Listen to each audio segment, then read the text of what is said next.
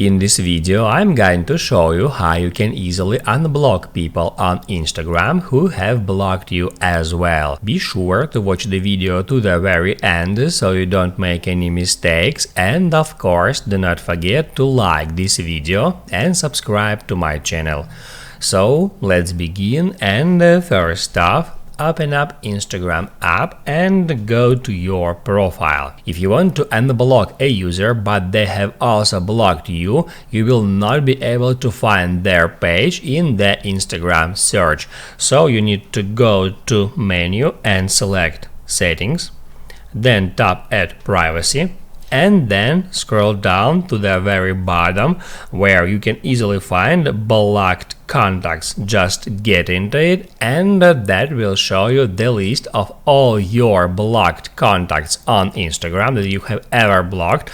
And then in order to unblock them, just hit add unblock button next to their name, just like that. Now you can write down in the comments below if you have any questions about that tutorial, hit the like button if you liked that video, and see you in the next one.